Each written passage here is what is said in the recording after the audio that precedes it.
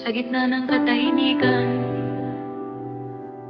may tinig na tumakak.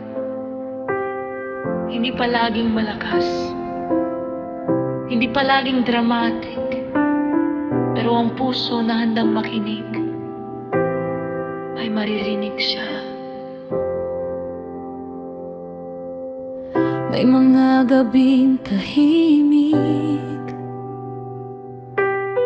may mga sandaling payapa, at sa gitna ng katahimikan, may tinig na nagsasalita. Hindi ko agad nakilala, hindi ko agad naunawaan, pero paulit-ulit kang tumawag hanggang marinig ng puso ko. Buksan mo ang aking pandinig, buksan mo ang aking puso, upang sa bawat salita mo ako'y makasunod. Magsalita ka, Panginoon, nakikinig ako. Sa gitna ng ingay ng mundo, ikaw ang hahanapin ko. Magsalita ka, Panginoon, nakikinig ako.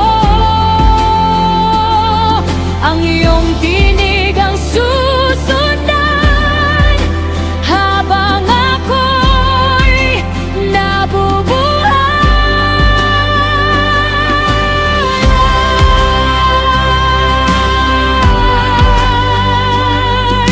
Speak to me, I'm listening. Gabayan mo ang puso ko. Maraming boses sa paligid, maraming bagay na humihila, ngunit nais kong marinig ang iyong kalooban.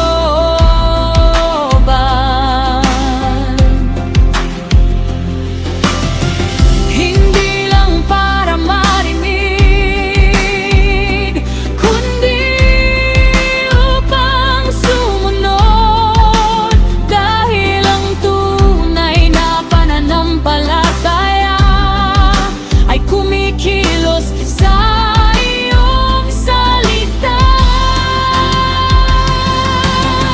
Who will listen? We will. Who will follow? We will. The world is loud, the noise is strong. Many voices call me all day long, but there's one voice that brings true life, one voice that guides me through every night. I don't wanna miss it, I don't wanna run. Speak, Lord, your servant listens. Kapag ako'y nalilito, ikaw ang direksyon ko. Kapag ako'y natatakot, ikaw ang kalakasan ko. Turuan mo akong makinig at sumunod.